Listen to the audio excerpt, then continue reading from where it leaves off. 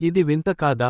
బైబిలులో 1-2 అధ్యాయాలు ప్రతిదినం చదవడానికి బోలెడంత శ్రమ పడవలసి వస్తాది. గాని వార్తాపత్రికను మాత్రం తేలికగా చదివేస్తాం. ఇది వింత కాదా? దేవుని నారాధించుటకు 1 గంట సమయం వెచ్చించడం పెద్ద త్యాగంలా కనబడతాది. గాని గంటల తరబడి టీవీని, సినిమాలు చూస్తూ కూర్చుంటాం. ఇది వింత కాదా?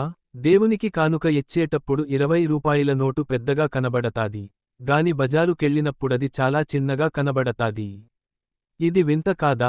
నీ మిత్రులతో రాజకీయాలను చర్చిండం చాలా సులభం, గాని క్రీస్తునందలి నీ విశ్వాసాన్ని గూర్చి చెప్పడం మాత్రం కష్టం. ఇది వింత కాదా? సువార్త కూటములకు హాజరవడం కష్టం గాని బుర్రకథలకు, డ్రామాలకు హాజరవడం సులభం. ఇది వింత కాదా? నీ పిల్లలకు బంతి ఆటను నేర్పించడం సులభం గాని వారికి ప్రార్థన చేయడం, సువార్తకు లోబడడం, ఆత్మీయంగా ఎదుగడం నేర్పుట కష్టం. ఇది వింత కాదా? నీ మిత్రులతో గంటల తరబడి కబుర్లు చెప్పుకోవడం సులభం గాని ప్రార్థన చేసి దేవునితో 2 నిమిషాలు మాట్లాడడం కష్టం. ఇది వింత కాదా? ఈ సంగతులు మనల్ని ఎలా కనబరచుచున్నాయో నని నేనాలోచిస్తూ ఉన్నాను.